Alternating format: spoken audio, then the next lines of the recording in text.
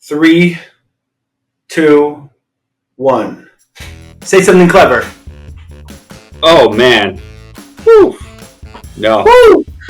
Woo! What up, man? Yeah. Oh, you know, all's going well. Part 3, I'm excited about this. Valuations coming at you again. Who do we have today with us? It's got to be a hot. You know, I want a big time. We only bring heavy hitters. That's it. That's the rule in this place. Only heavy hitters. People are going to accuse us of paying people. We're bringing the big names. There's no paying anyone. I just want to be very, very clear. We're not paying anyone to do this. This is their own opinion. Yeah. And Linehaul, you make your decisions. This show is not sponsored at all, but we're definitely open to some. Yeah, like maybe like omission. If you guys are out there and you want to sponsor a show, let us know. Keep trying. Yep, send us. Yeah, we'll do it for a couple of 6-packs of the ultimate golden light. We're even willing to breach our morals just slightly for the first one. When in Rome. All right. Go on. Yeah. Today we have Lee Muse Ford Aero Solutions. Who's Lee? Who the hell is Lee? Christian. He's pretty big. Lee's pretty big time. He's a good guy to know, and he knows what he's doing, right? Not only is Lee, you're about to say something. I'm saying that we shouldn't even have to tell anybody who he is, because all they gotta do is go back to our videos, watch our Dallas videos. We had a really good one with him. So if you're watching this video and you don't know who Lee Muse is, stop, subscribe, leave a comment, send it to all your friends, and then go watch the Lee Muse video from our Dallas episodes. And you'll know exactly who it is, so we don't need to do a good intro and waste anybody's time. Hell yeah. So with that being said, let's do it. Hey, how we doing, guys? What up, man? Oh, what's up, man? Doing well. How you doing? Good. Good to be back with you guys. Look at that badass backdrop. Like, damn. That's nice. And his neck is so thick, it just makes it I know, man. meaty and veiny. Do you use those jawzercisors? Is that where I get a jaw like that? No, but those definitely look interesting, don't they? What is that, like what's your background? Wrestling, or what's the story here? No, I wouldn't say that. Just, you know. How much did you or did you not deadlift this morning, Lee? It's later today. Yeah, we'll get there. Later today. Every day is trap day in the Muse household. That's it. Impressive. So, Lee, we had to talk to you about this. We've been talking to people about just what the hell does a FedEx Linehaul business go for? Where's the value? How's the value derived? And what are we selling these businesses for? And so we're trying to get a good wide range of opinions, because that's just what they are, is their opinions. And so with Lee, he's someone I definitely want to talk to. He's offering some additional services in addition to being a contractor, but they have a software that will take the settlement statement and make it easier to work with. And then he's also providing consulting services and assisting. So we had to have his opinion on this valuation conversation. So thanks for being here, man. Yeah, thanks for having me. What is a FedEx business worth and why? Go. Well, I think you kind of hit the nail on the head that there's varying opinions out there, obviously. And so getting those different opinions, I think, is important. So I think it's good you guys are doing this, because, and if somebody's looking to value their business or sell a business, or even purchasing business, getting several opinions, I think is not a bad idea, just because, you guys might look at it one way. I might have a little bit different opinion based on something I'm seeing here or there. So, there's a lot of factors, obviously, that can go into that. Yeah, good point. Lee, let me ask you from this perspective. Let's say, you have the knowledge you have today, but you're not a contractor, you're just getting started, and you have a deal in front of you that's a assigned solo run, assigned team run, and a solo unassigned run. What's your thought process when you're approaching valuing this and what you're going to offer? Like, who are the first people you're contacting, and what are you looking for? So I'm looking for consistency in the runs, especially, assigned teams are great. We just want to make sure, what staffing's like in that area. Obviously, with the unassigned, those, the revenue on those can fluctuate quite a bit depending on freight volume and market area and things like that. So that's the first thing I would want to look at is just consistency on those in general. Got it. And so are you going, hey, let me look at your A1, so let's look at those assigned runs and what you actually have listed, and then you're asking for settlement statements and just making sure they're running as they're listed on the A1, and how much is that unassigned run doing? And if so, how many weeks of settlements are you looking at? I like to do at least a 8-week look back. I think that, to me, I know some people want to go back years and things like that, which I get if they're new to the space, wanting to see some history. But I think for us doing it knows that, things that happened 2 years ago might not be relevant today. So I think that, 2 to 3 month look back is the most important. Wait a minute. Are you trying to say that temp assigned run that I ran in 2019 is no longer relevant to the value of my business today? Crazy, isn't it? Crazy. No, I was using that to, I thought that was bumping up my value by at least 5%. Yeah. So wait, is the 8 weeks also true on the unassigned, or are you looking at more weeks for that one? Well, I think starting off, I like to, get that first 2 to 3 months, get a good look back there, see what it's been doing lately. Obviously, if we're going to put a package together, or if we're looking at buying a package, then that's when we want to open things up and do a further look back just to see what has changed. Maybe there's reasons, that can be explained and things like that. But I think the more data, the better, in general on these. So speaking of data, right? We have the A1, we have the settlements. Those are, you can't argue against those, and that's what's coming in with FedEx. Now let me ask you this: do you care about seeing a company's P&L, their historical P&L? Do you care looking at that value? I do. That's something that can change a lot with new ownership. So it's something to kind of be taken with a grain of salt, so to speak. But I think it's good to look at to see, okay, your recruiting costs are really high. What's going on in this area? Or your payroll numbers or maintenance. And, if nothing else, it might just, give you, areas where you say, hey, if I'm going to make this business work, I need to make improvements here. So let me dig in a little bit, see what the issues have been and how I can change it as a new owner to adjust those expenses and increase my bottom line. And so you're in a unique position because your software gives you access to a lot of data and high quality data. So you are seeing a lot of different points and the levers to pull. When you see people selling deals, do you often find them being completely out of line from what your data is showing you? And there are a lot of areas of improvement? There's some of that out there. I mean, I think obviously sellers and brokers are trying to get the highest costs they can on these transactions. But there's a little bit of that going on. But also too, I mean, I've done it too, where I just run some general assumptions and it says that the bottom line is going to be X, but then there's weather issues, there's cancellations, maybe you had an accident, maybe you had issues with staffing for a few weeks or something. So there's kind of those one-off situations, things that you don't always account for with just typical general pro forma assumption. Lee, do you have any deals that you're working on where you won't show somebody a settlement statement until after the potential buyer pays a 10% deposit that sits into your escrow account, part of the deal? Just curious. Negative. Oh, that's not a thing, huh? I wouldn't have thought it's a thing because that's good information to have before you're putting any money up. Yeah. So before a potential buyer leaves a deposit, you're saying, and can I get this direct quote from you, that they need to see settlement statements prior to deposit? Absolutely. You heard it here first. You heard it here. Lee Muse approved. That's important. When we're looking at these values, right? We always hear multiples. I use them. Everyone's always talked about multiples.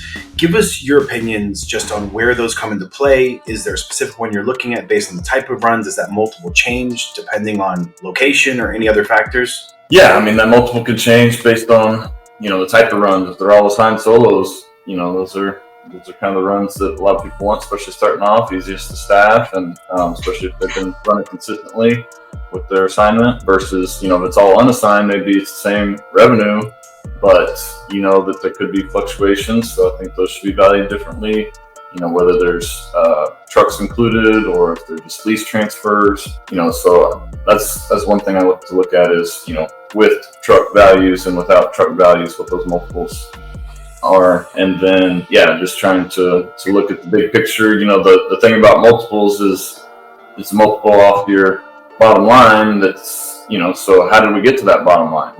Are these assumptions? Are these actual financials? That's when you're talking, maybe a 3 or 4x or more multiple, like every few dollars or, whatever can skew that, in the grand scheme of things. So it's good to really know where those expenses are coming from. So I think multiples are important, but you want to make sure that, the expenses are accurate, bottom line's accurate, and, also like to do kind of a sanity check off the top line gross, because that comes out of settlement. There's nobody that can really manipulate that too much. So that's a good at least check, I think, to do is, how many miles are we doing? What's the revenue? Okay, I think it should be kind of in this range. Let's see if the multiples and profit support that. So Lee, what I kind of gathered from that, and tell me where I'm wrong here. So on the technical side, when you're valuing a deal, you're going, hey, show me that A1. Let me put together, or let me see at least 8 weeks of settlement data. I'm going to put together a pro forma P&L. Maybe I have a historical P&L to adjust it slightly depending on any kind of discrepancies or any historical changes of the area. Then I'm looking at the fundamental side and saying, all right, are these high quality runs? Are they assigned, unassigned? What position are they in? And then once you have that information, how are you placing the actual value on what you're about to purchase? You talked about multiples there, but like, what do you look at? I know people who do 80% of revenue. I know people do 3x of the EBITDA number. What's your kind of preference? Like I said, just kind of looking at it from multiple angles. I think that 75 to 80% of gross, is kind of good range, but that can obviously be wider, closer to 100% if they're all dedicated solos or, good high quality runs like that. And then the multiples, I think, 4 is a pretty good round number that a lot of people use, including trucks and things like that. But again, you got to take into account, what kind of equipment you're getting with the deal, and if they're, being transferred over or lease transfers or things like that. But in general, that's kind of, that range on gross, and then, 3.5 to maybe 4.25 on the overall multiple is usually where I see things fall. Where did the value of the trucks fall into play in that scenario? Lease versus owned? So obviously lease trucks are going to be shown as an expense. So you show that there. So that drives down the multiple, for the overall listing. So, which is good because you're not really getting the value of those trucks with the purchase. So that kind of makes sense. So you just need to kind of make sure that all those numbers are working out and say, okay, let's take that lease number out. Let's assume I could go buy trucks. How does that change my numbers? So there's some things to look at on that side. So you mentioned there's quite a bit of things to consider here, but do you have a general guiding principle in terms of using trucks? For example, if it's an unassigned run, I only buy used trucks. If it's a dedicated solo run doing at least 400-ish miles, I'm very open to getting a full service lease or possibly a new truck. Like, what are your thoughts there?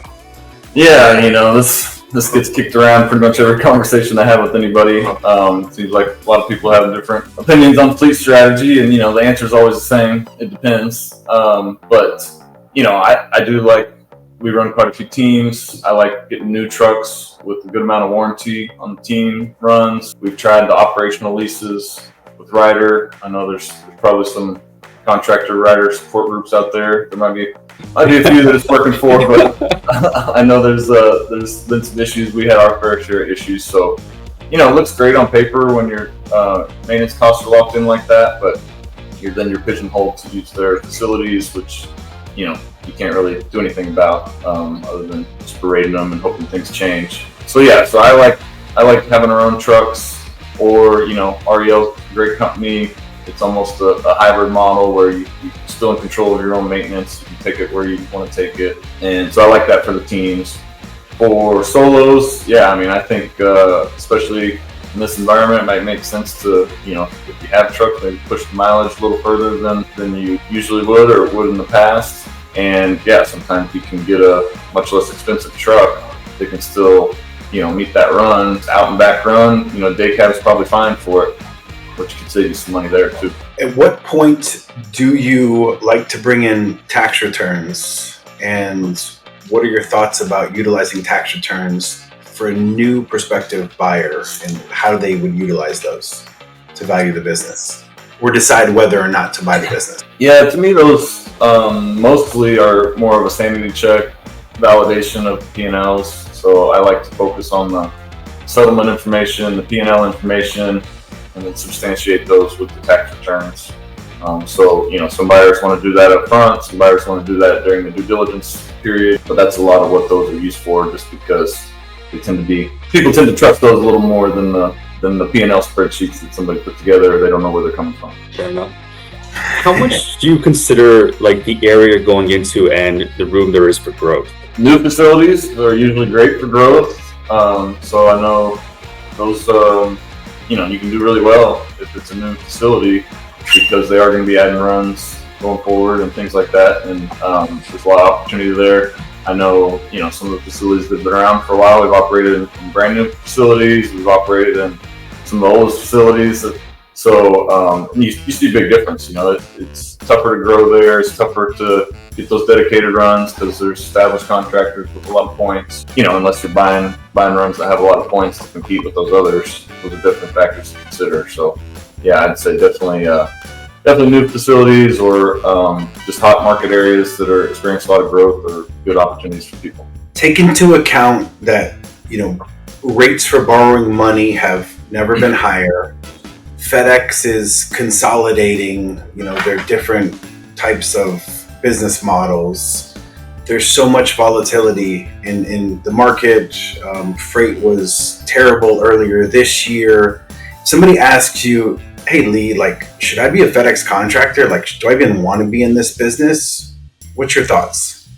Well, I think things have changed a little bit. I know it seems like FedEx is, they said their numbers are pretty much flat, and that's their projections for their fiscal year going forward. So I know FedEx is using this as a time to get more lean, get more efficient, and kind of, look within their organization how they can improve things. I think that's not a bad idea for contractors in general. And even new contractors coming into the space, I think it typically takes somebody 6 months to a year to really get comfortable from what I've seen. So, that might position yourself in a good situation where, okay, yeah, things are relatively flat right now, but we know that, they're merging this express and ground volume. We know that packages are getting larger on average, so that means more trailers are being built with the same package count. So there's, a few things that are working in our favor as linehaul contractors going forward. And, another thing about that too is, the FedEx growth might not completely represent your company growth. I mean, you might be able to absorb another contractor that, it's not prepared for slowdown, maybe got over leveraged, things like that. There might be some good opportunities out there to grow your business, even when FedEx isn't seeing a lot of growth themselves. Awesome, man. Insightful as hell. Thank you very much for your time. And I completely agree with everything that you said. It's nice to know that there's other people, doing similar stuff, consulting and helping people get into the business, selling some deals that are moderate when they have their opinions about how we value and how we try to bring people into this space. So it's appreciated. And for anybody looking to get in touch with you, maybe get your assistance, check out your services, where do they go? FXFast.com. So that'll get you to our website. You can see, there's ways to get in contact with us from there. My email is just lee@fxfast.com. Yeah, you can check out some videos we have on the software. You can see active listings we have, things like that.